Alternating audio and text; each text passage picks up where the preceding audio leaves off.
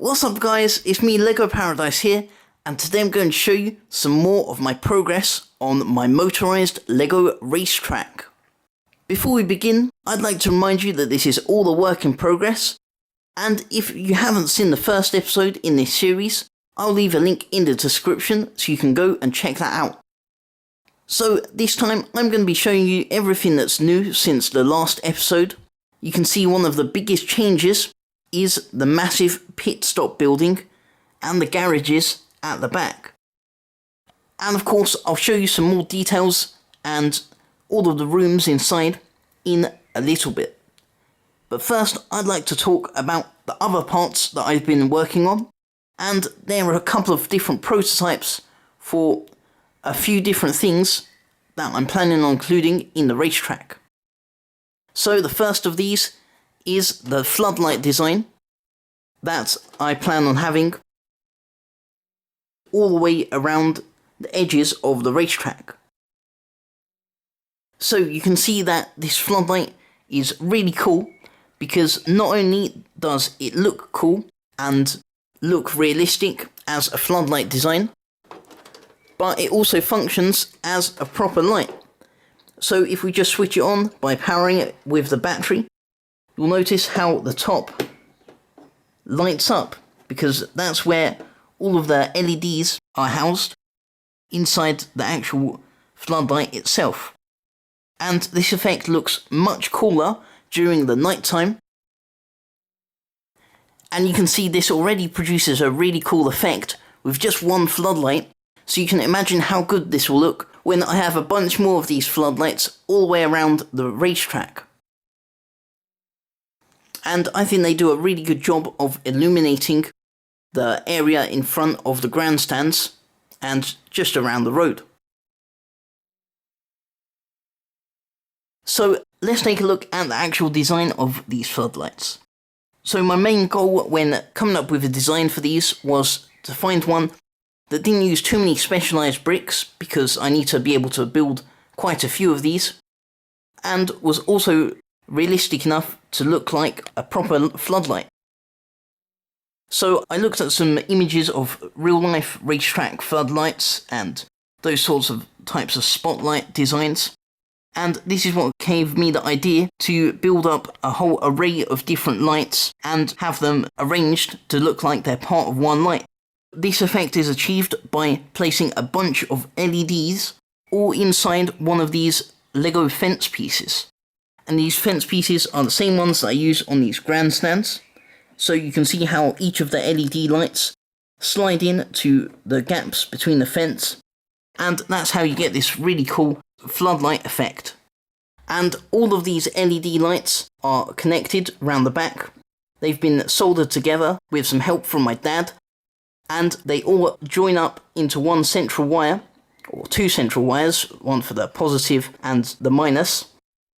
That goes down the back of this ship mast piece, which I'm using as the stem of the floodlight. And it connects into a wire. And I plan on having all of the floodlights on the racetrack go into one central wire, which can then be controlled with a switch to turn it on and off. But for now, since it's not finished, you can just switch on and off the floodlight by powering it with a battery.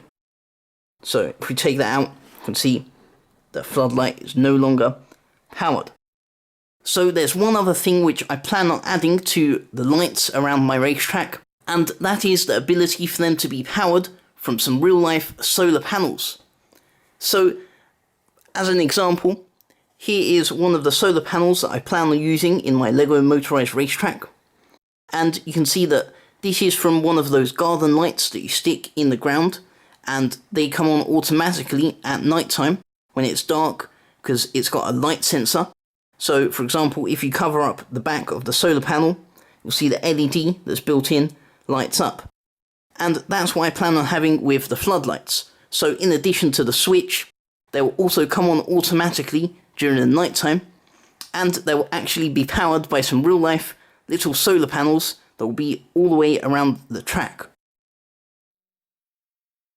So I think that would be really awesome once I get that working.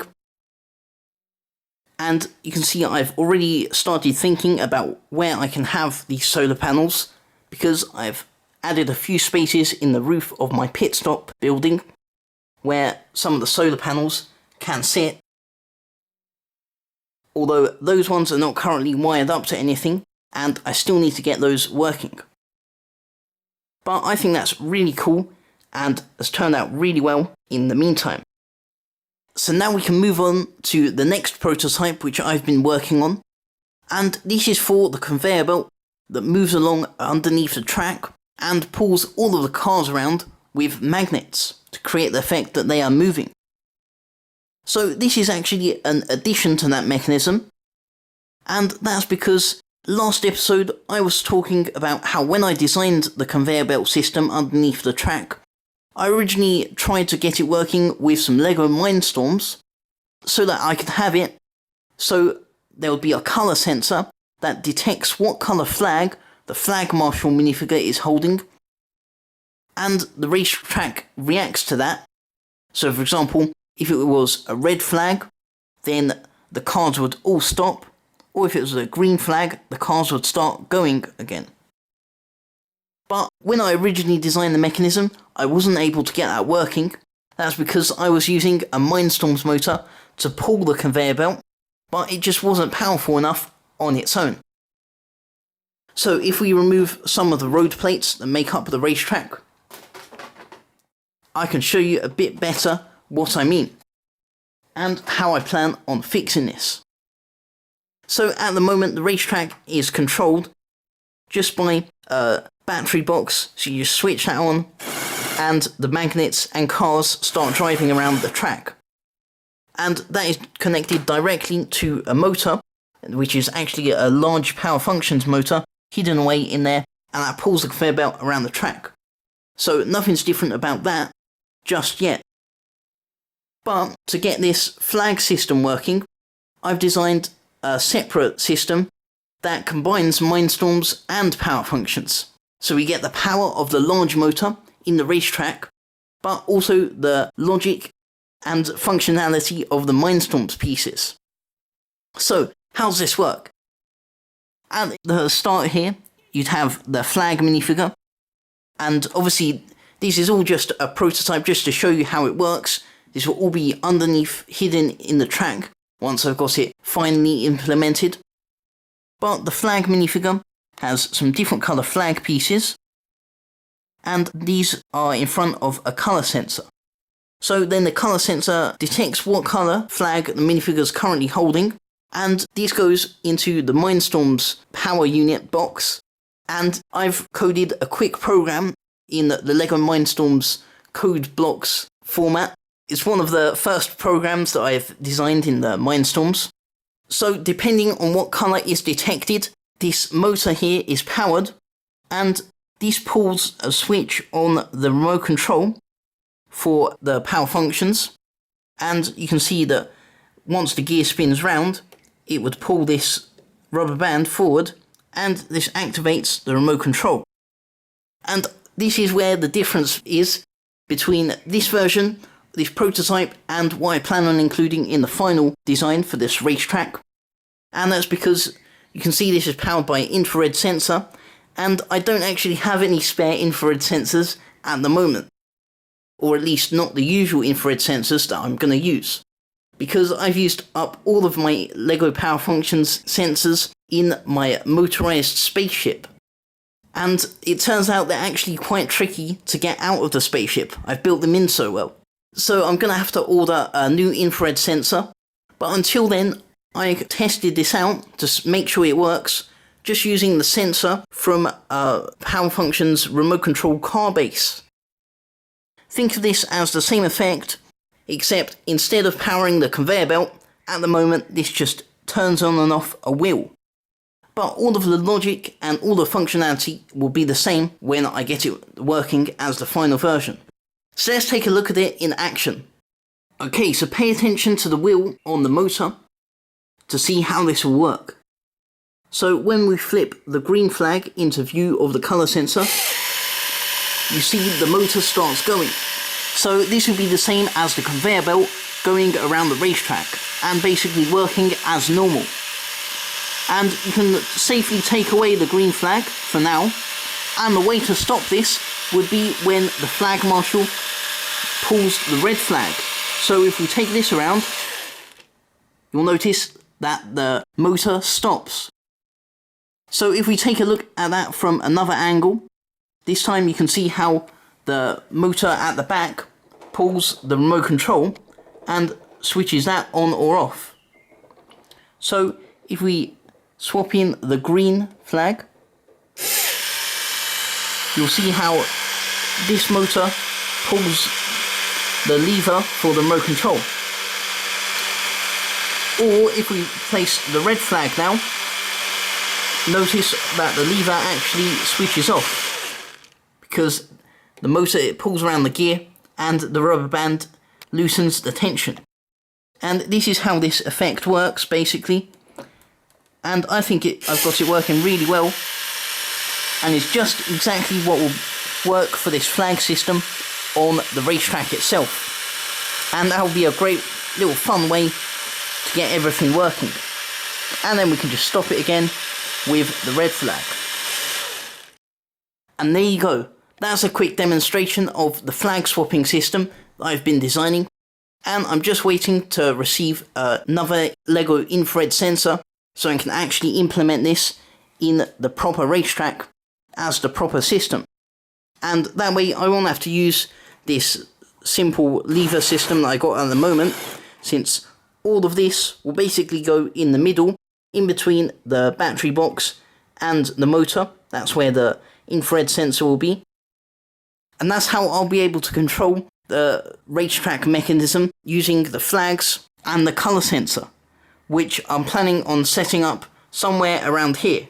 So maybe instead of this colour sensor just being out in the open, I'll build that in the back somewhere there, and the flag marshal will be able to stand either probably here on top of this balcony, or maybe I might get rid of this little observation platform, move it somewhere else, and then the colour sensor will be behind him and detect what colour the flags are to stop and start the race.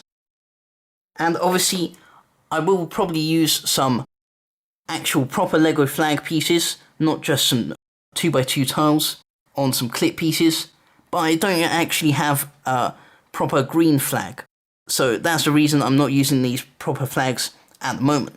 But that's just another piece that I'll order in so I can get this fully working as intended. So that's just a couple of the prototypes that I've been working on for the floodlights and the flag swapping system. And now I can show you the main thing that I've been working on, which is the Pitstop building. Apart from the track itself, the Pitstop garages are one of the most important parts of any racetrack, which is why I've spent quite a long time working on the design of mine. Of course, this isn't the final version of this building. There's still some areas which are obviously unfinished, and some places where there's different coloured pieces to what they're supposed to be, or a few gaps which still need to be filled in. But this is pretty close to the finished version of my Pitstop garages, and I'm really happy with how they've turned out. So you can see I've gone for quite a modern look with the style of this building, and I especially love the features such as the slanted roof on the top with the massive skylights that let in a ton of light, and you can also see inside throughout these skylights into the rooms below.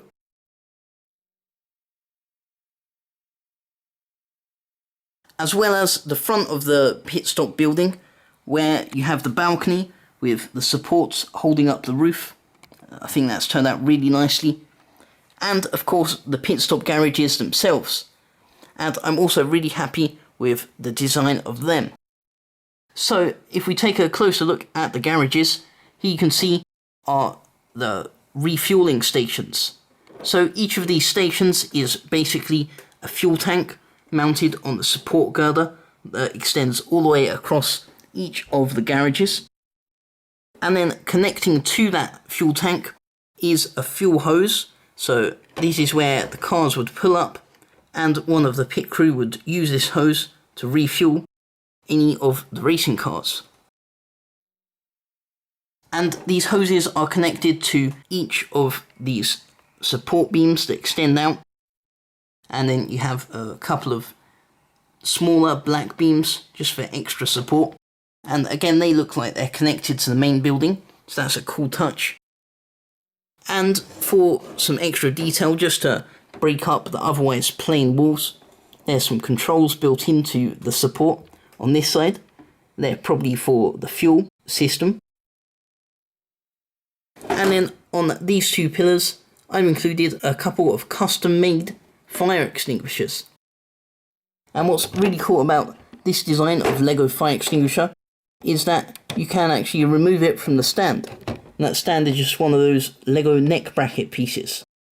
And this is quite an interesting little fire extinguisher design, since I've used ice skate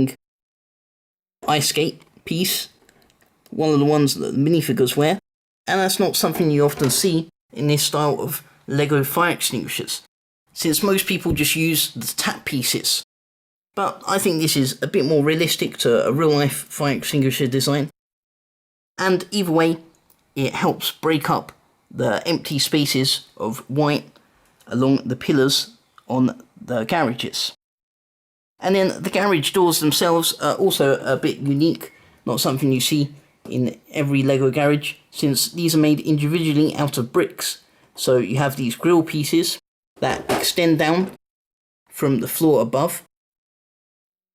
And this allows me to make different height garage doors. So for example, these two garage doors are fully open, and that's why they're fully raised up to the highest that they can go. And then you have this garage door, which is fully closed, and this garage door, which is half open and is being opened by a worker at the pit stop. And there's another more practical reason why I've chosen to use custom built garage doors compared to the Lego rolling garage doors, is apart from being a bit bigger in size and just a bit more impressive, is that you'll notice that this allows the different base plates to be split down the middle, since the garage doors also follow it. So this way, each of these base plates can actually be separately removed, since I've also designed the buildings to be separate and not actually linked together on the bottom of the base plates. So this allows me to easily take off each of these base plates that make up the entire racetrack and work on whatever is underneath.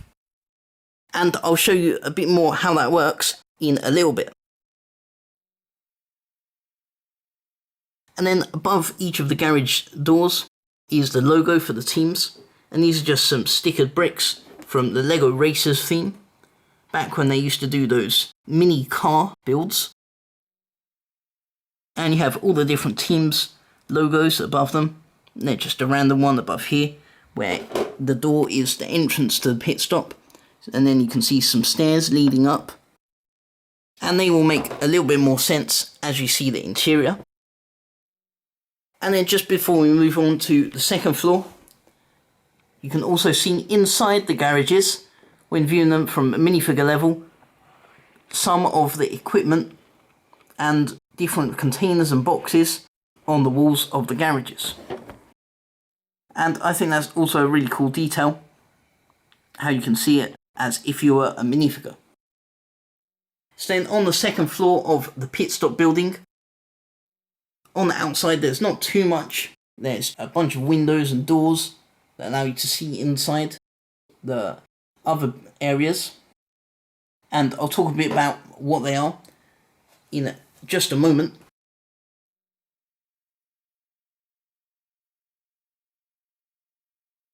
And then finally, on the roof of this pit stop area is each of the skylights.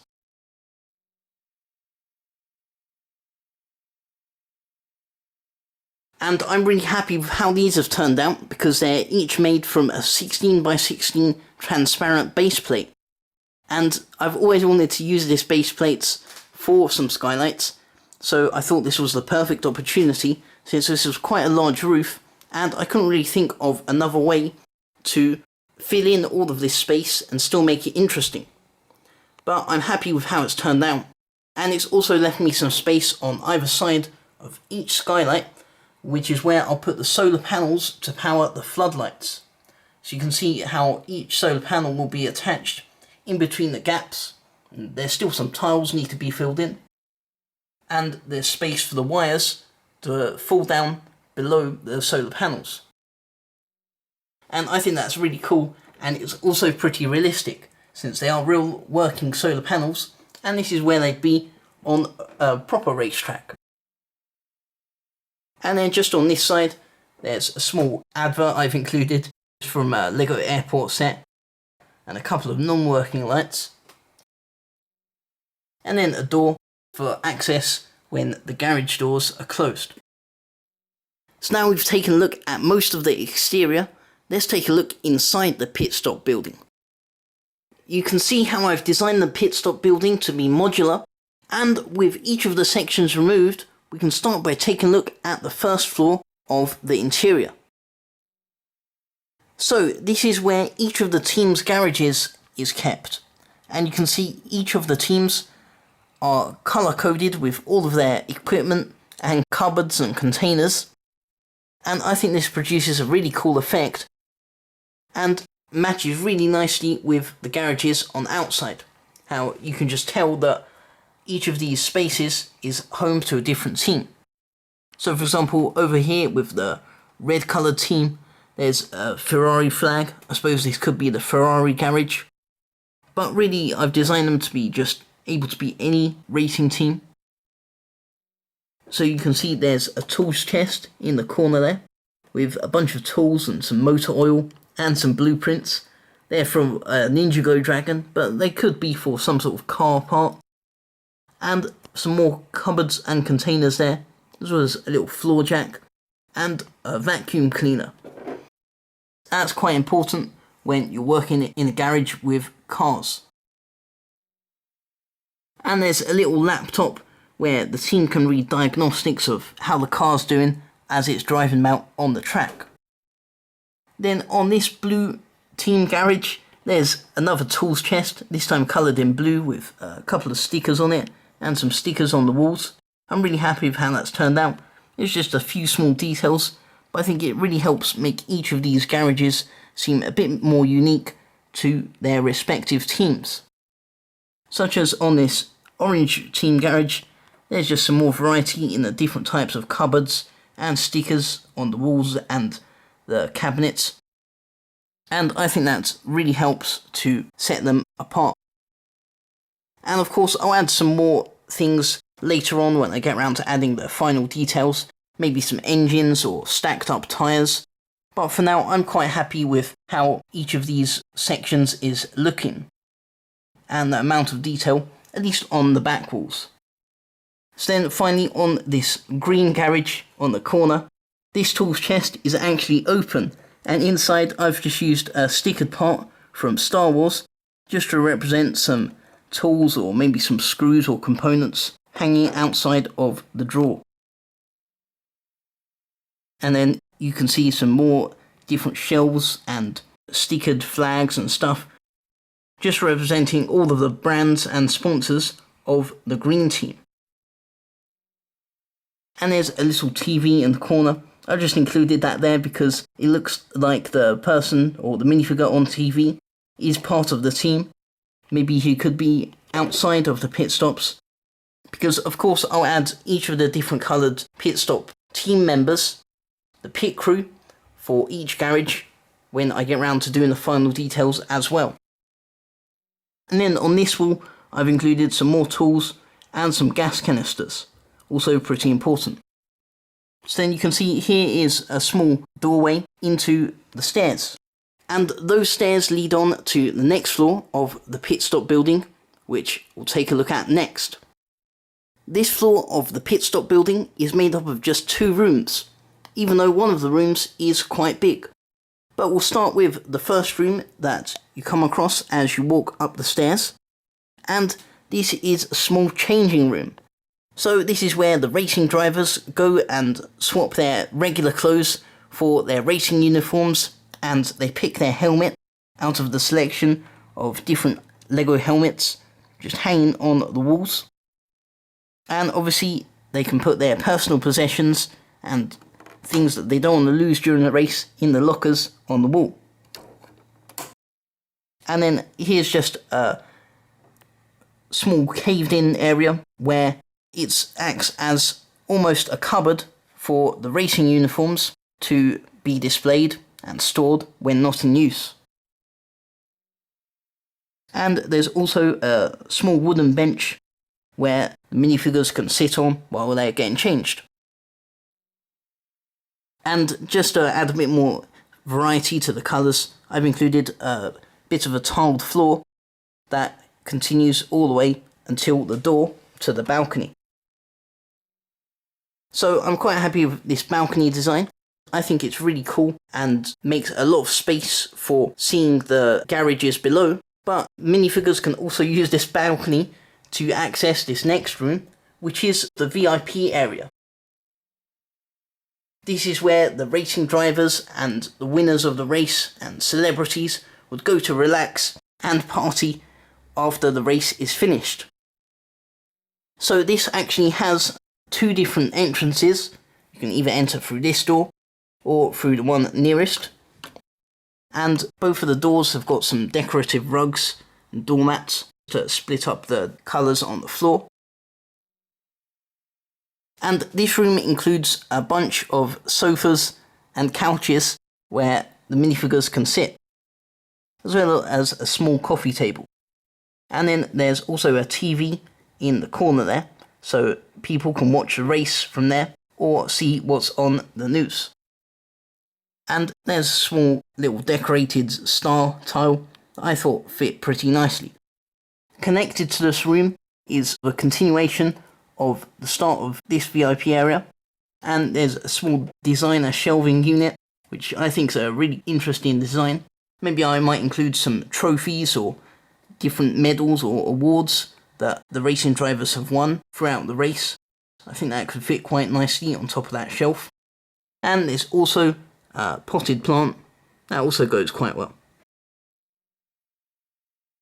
And then towards this end of the VIP area is a small bar, and you can see the bartender is busy wiping a glass there.